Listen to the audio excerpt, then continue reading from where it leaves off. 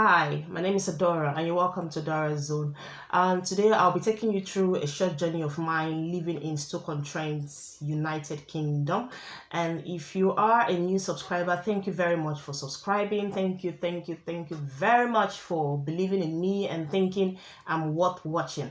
And if you're an old subscriber, I really don't know how to appreciate you. Just thank you very much for remaining there, for being there, and I'll be right back. Okay, now you're welcome back. Okay, let's roll. Today I'll be taking you through a short journey on my experience living in Stoke-on-Trent. Now, for whatever I'm gonna say in this video is 100% my opinion. You may not agree with me, especially if you have lived in a place like this and you don't mind it. You just like the way it is. You just like it's my own opinion, so I'm not trying to discourage anyone from coming to live here, because like I've always said, people's personalities are different. You could live in a certain place and you like it, and someone else comes to live there and it's a shithole for the person. All right, first of all, sorry, I have my cup of tea here because it's that time of the year that I don't like. I have not gotten used to the cold at all. It doesn't matter how long I've lived in a particular place. It takes me time to adjust, and I'm still trying to adjust to this weather. So from time to time, I'll be sipping my tea. Where do I start from? Like, if someone had told me when I moved to Stoke that you have a lot of these negative reviews about it, honestly, I would not believe it. I wouldn't believe it, because I used to think everywhere in UK is the same. It's fun. It doesn't matter anywhere you stay, as long as you're happy and all that. But I've come to understand that it doesn't work like that.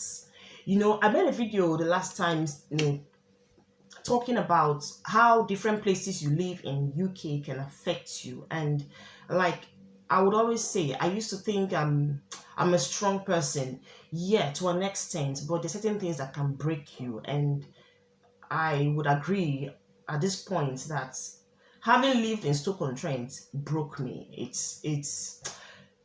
did something to me that I can't really explain. Like, it's not just about saying it. I think sometimes when people explain certain things to you, you won't understand until you experience that thing, until you've had a bite of that person's story personally, before you know where the person is coming from.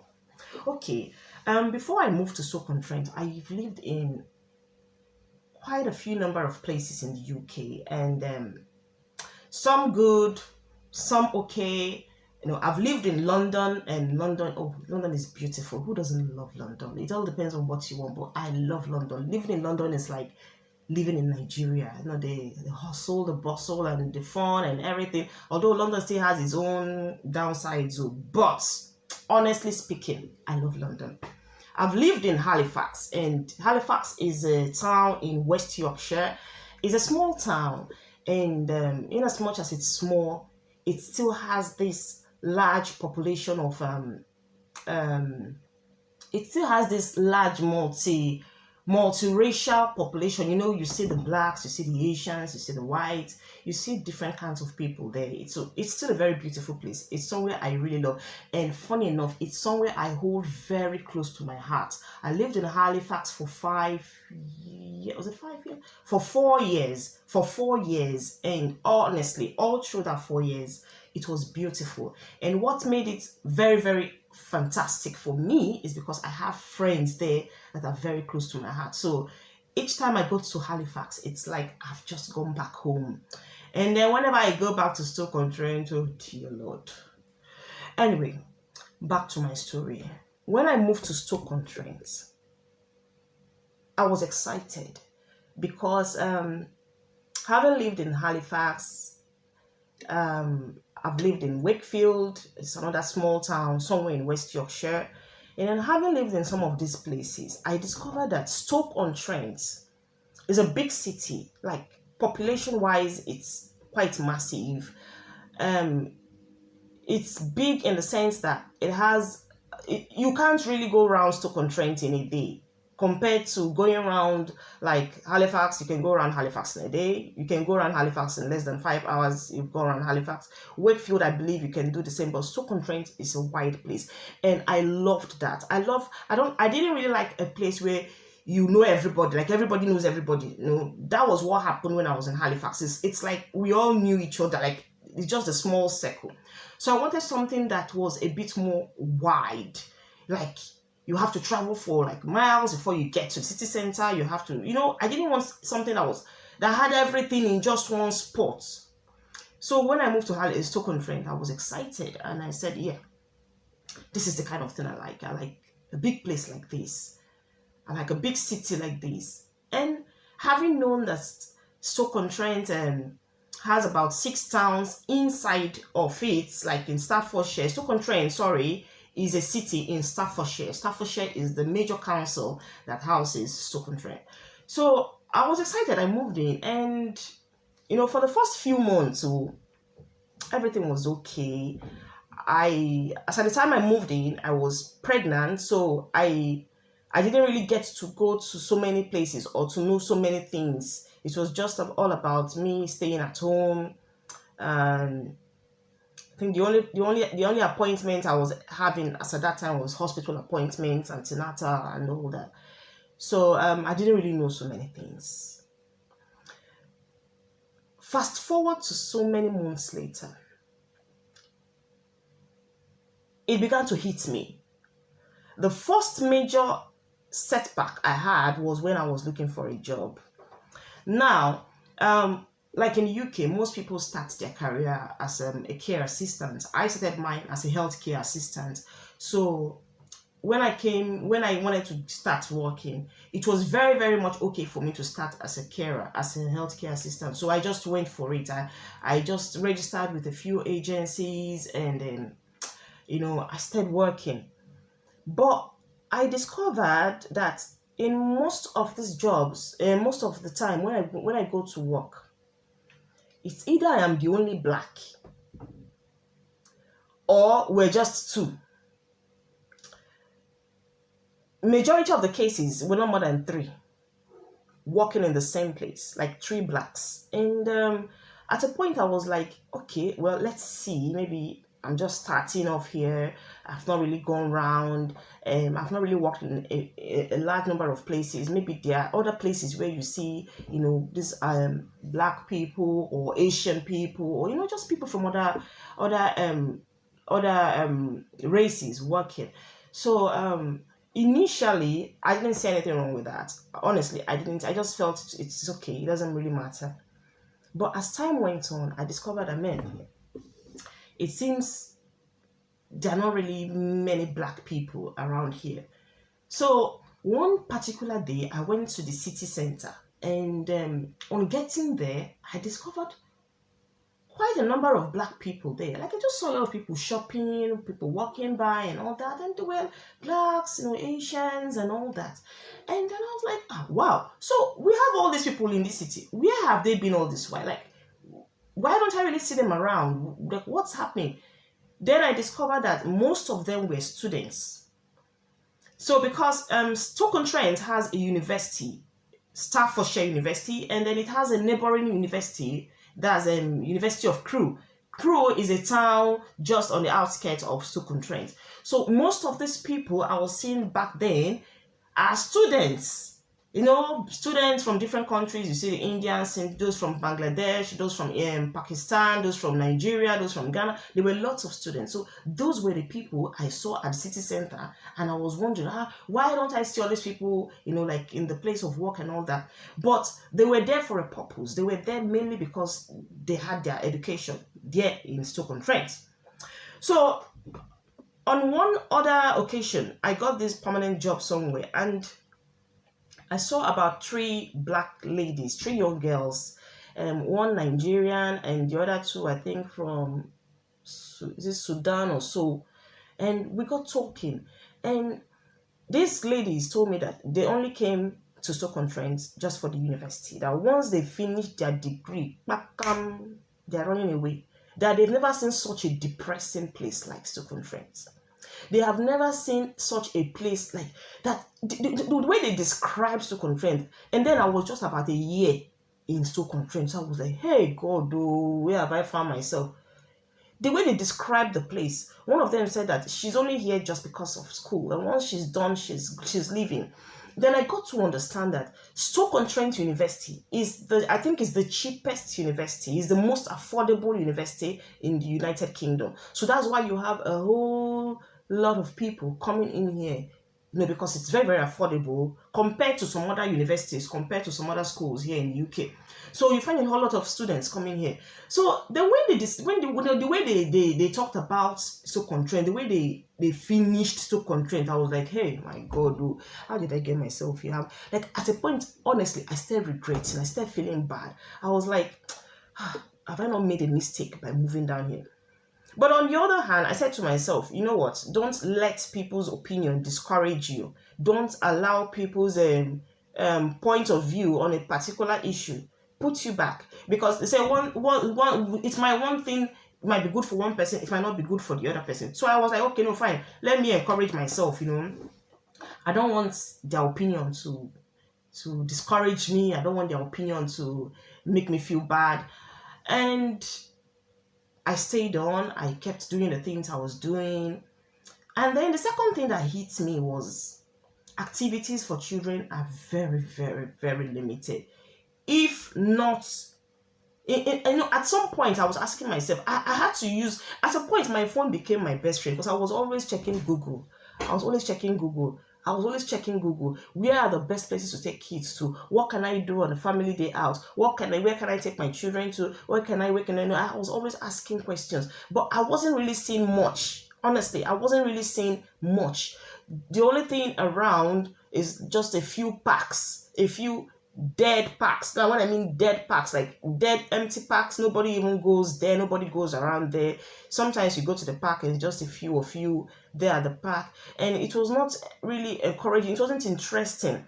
Sometimes my children were like, they want something else. They want to do something else apart from going to the park. And at the time, I had to tell them, listen, for now, there is nothing we can do. We have to just manage it for the time being. So this kept on. And then later on again, because I started working as a carer, at some point I said, no, I cannot continue as a carer for the rest of my life. I need to move on. I need to upgrade. In the first place, I went to the university. I'm a graduate of History and International Studies.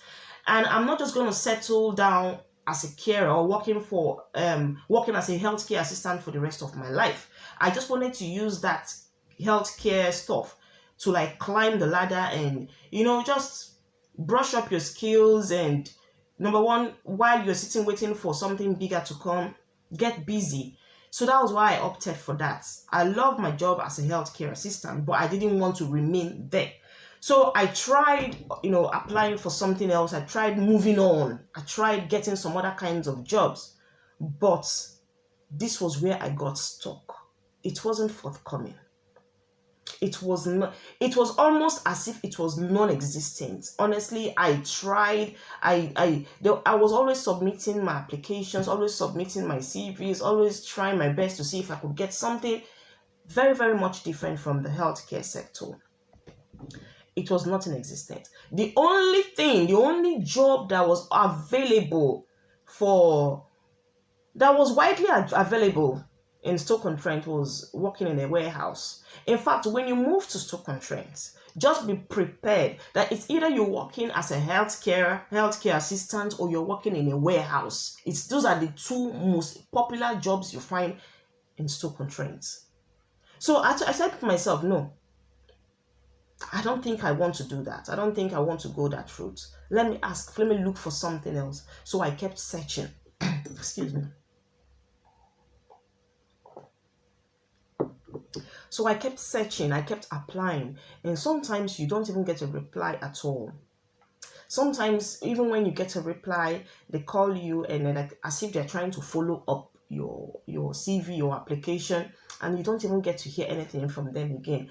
So at this point, I was getting really tired, I was getting confused, and I was like, what's happening? Am I just going to remain doing this? This is really not what I want. think I want to like do this on the long run. I want to do some other things. I want to try some other things.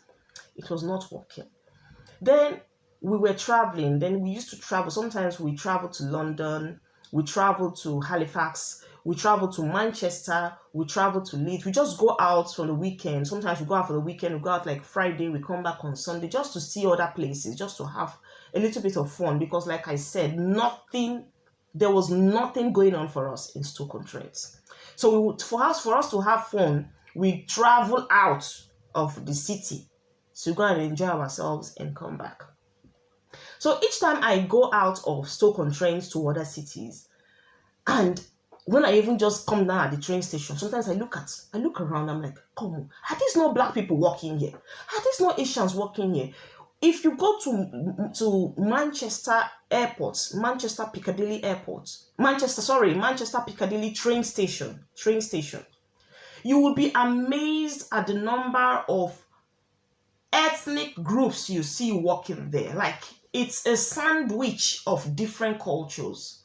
It's such a beautiful thing to behold. Seeing someone from Ghana walking at the airport, seeing someone from Pakistan walking at the airport, seeing someone from Sierra Leone, seeing a Chinese, seeing someone from Bangladesh, from different people, which is not what I'm used to living in Stoke-on-Trent, because in Stoke-on-Trent, like I said, it's, my God. In fact, to cut a long story short, if you want to be depressed, move to Stoke-on-Trent. If you want your mental health to be thrown into the bin, just move to Stoke-on-Trent. Unless you're the kind of person that you don't really care where you stay, it doesn't really matter, then fine, maybe you can as well manage the place. So each time we travel out of Stoke-on-Trent, we go to other cities, other towns, the kind of things I see there, I'm like, God, but these are other people working here now. Okay, let us even put London aside. We all know that London is a multicultural society, so you are bound to see all manner of people, all colors of people working there. But I'm coming down to other cities, other towns that are far away from London. I'm talking about far, not even close to London by maybe an hour, far away from London, and you still see the hustling and bubbly nature of those places. You still see a lot of people walking in a lot of places. You still see you see things you are likely to connect with easily. I went to Leeds on one particular day, and I went with my kids, and my son was like, when we got down at a Leeds train station, my son was like, wow, mommy, see everybody, see there are lots of people walking here, there are lots of black people, there are lots of, wow, yeah. It was so exciting for him, because he's not used to that. He's not used to, seeing people from all walks of life walking in a particular place like that. So these are the kind of things that put me off living in Stoke-on-Trent. These are the kind of things that really, at a point I was like asking myself, God, does it mean that, is it that there are no jobs for other races here? Or they don't want to give it to them? Which one? Because I am not understanding this idea of, just some places you go to, you have to look around. You won't even see a single presence of a black person or maybe an Asian person. I don't get it. I don't understand it. So one day I took a taxi. I was coming back from work, and I took a taxi back home. And while I was in the taxi, I was talking to this taxi driver, and he said to me, we were just talking, and we were talking about Stoke-on-Trent. And we're talking about how depressing, how too boring it is, too dull. And he said, do you know that during this the Brexit, during the Brexit election and all that, that Stoke-on-Trent was the city with the highest votes to leave the EU. It was the city that casted the highest votes to leave the European Union. And I said, okay.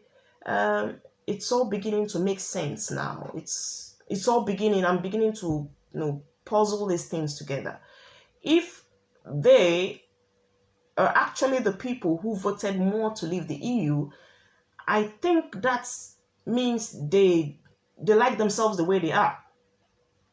They don't really encourage or support that kind of multiracial society there. Yeah, so it's at that point it was beginning to fall into place for me. So that was when I made up my mind. I said, no, um, one thing has to happen for another to happen. If that is how it's going to continue to be, then I don't think I can fit in. And honestly, I was struggling. I was struggling to fit in. I was struggling to adjust. I was just struggling to see if I can just manage. Let me just see if I can just manage. Let's, at a point we're even like contemplating some other means of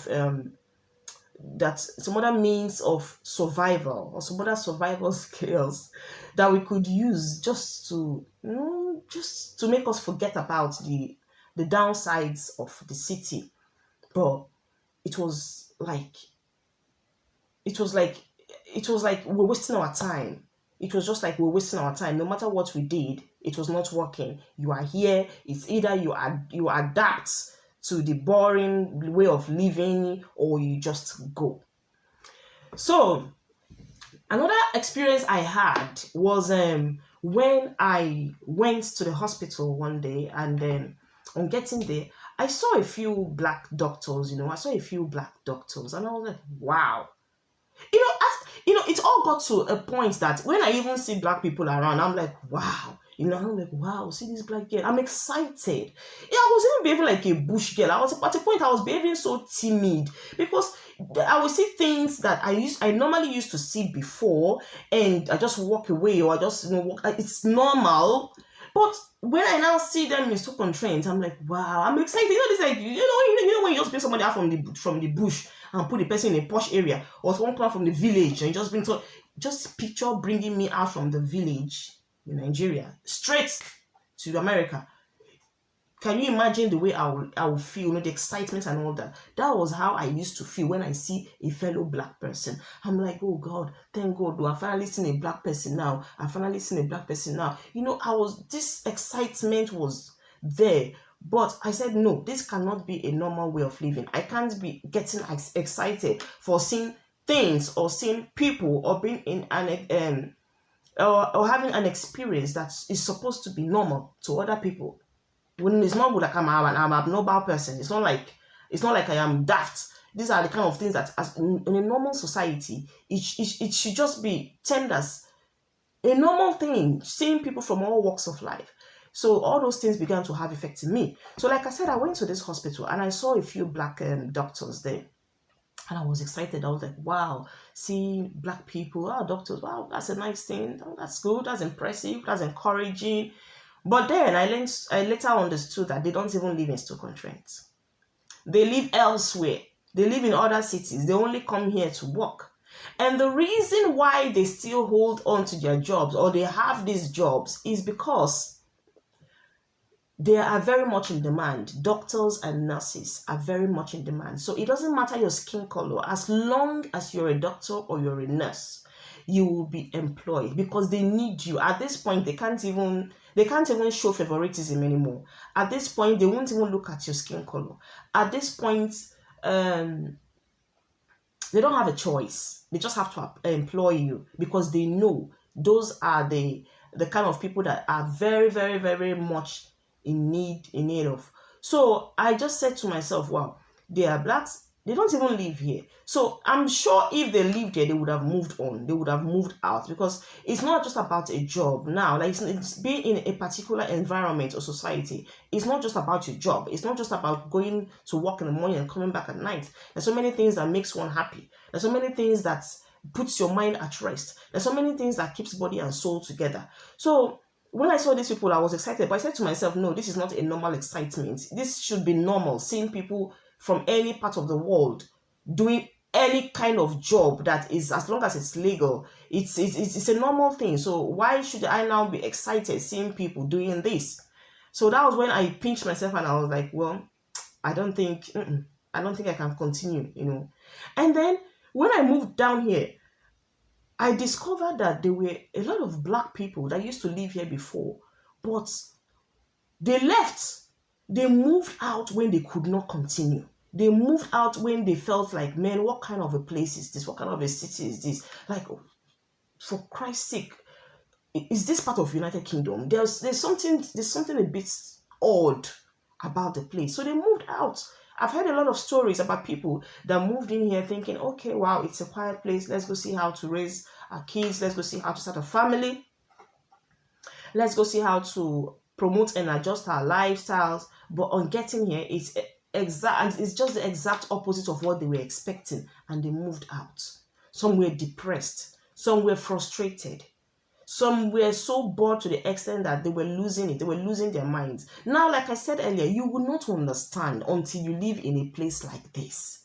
No matter how I even try to explain, you will not really see it from where I'm coming from until you have experienced it. If you know you cherish your mental health, if you know you cherish your peace of mind, I think you should. Left for me, I would not, in my wildest imagination, want to live in a place called Stoke-on-Trent anymore. It did a lot of damage to me. It destroyed me mentally. I can remember days when I used to just wake up unhappy. I used to just wake up feeling sad. There is nothing to do. Rather, there's nothing to do. There's no place to go to. Like sometimes you say, okay, let me just, there's some places you live in and you just want to take a walk. You just want to walk around. You just want to go sightseeing.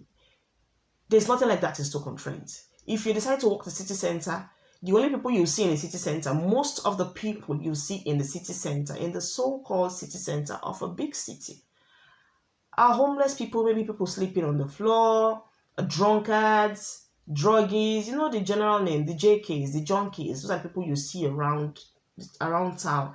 And sometimes it can be very scary when you're walking around and you have people walking behind you very closely, and all the time you just have to keep looking at and looking behind you, watching over your shoulders and all that.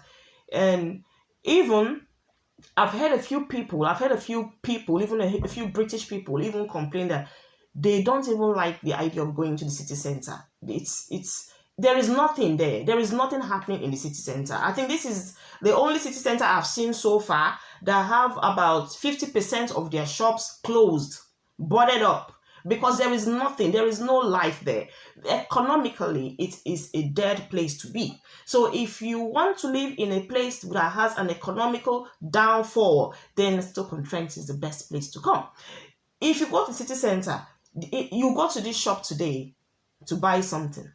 By the time you come back there next tomorrow, the shop is closed because they are not making profits. So they can't keep open. You go to a particular shop tomorrow to buy something. Next tomorrow you pass by the shop is closed. I can't count the number of shops that are closed in the city center, a whole city center.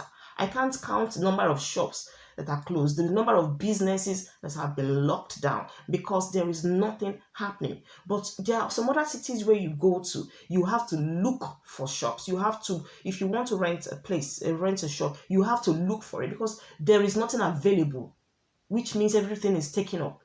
It's not the same thing in Stoke-on-Trent. So it really destroyed me mentally. Sometimes I wake up, I cry, I'm like, what kind of area is this? What kind of place? Like, what is all this? Sometimes you just want to take a walk, you just want to see things. There is nothing to do. Sometimes even when I and my family, we just want to go out for dinner or for lunch somewhere, we have to go to the next town. We have to travel from Stoke-on-Trent to the next town. There's a next town called Stafford. That is where you can even find a few Chinese restaurants and all that, Like I used to take my kids to the Chinese restaurant over there to have lunch. And sometimes when we go over there to have lunch, it's a long journey. You'd go there, you take about maybe like 40 minutes, drive there, right down there about 40 minutes just to have lunch in a Chinese restaurant. And you drive back 40 minutes back home again. By the time you get home, the food has even left your tummy. So there is nothing close by to do. So we always have to go far to catch fun, which I feel is not worth it, because if you can't find something interesting around you, it's going to be stressful. It's going to cost you a lot more. So that's my story about living in Stoke-on-Trent. Honestly, like if you're coming to UK and if you're coming based as a student, I think if not for the fact that the university is Stoke Trent University, if not for the fact that it's affordable. There is nothing here. There is nothing here. The only good thing about the city is that the school here is affordable, and it has a very wide mix of students from different races. That's the only good thing. Oh. That is just the only good thing so far. But if you're coming down here because you're coming for employment, you're coming to look for a job, or if you think, oh, you have the masters in this, you have masters in that, sorry, it's not here. You're not going to find it here. You're not going to find it in Stoke Trent at all. There is actually nothing going on here. So that's my opinion, like I have said. But if you think, you can still manage it, if you think you can still cope, if you think you're the kind of person that you're so thick-skinned, you can endure in any situation, you can live anywhere, come down to Stoke Trent. And after 2 years, I would like to hear from you. If you have enjoyed it, if it has broken you, or you broke it. Thank you very much. All right, thank you very much for watching. Just look out for my next video. I'll be coming out with the 10 worst places to avoid in the UK. So if you're thinking of moving down to the UK for whatever reason, or you live in the UK and you're thinking of relocating from wherever you are to some other places, please look out for that video so that you will know exactly what to avoid before making that move. Thank you very much for watching, and I'd like to see you next time. Take care.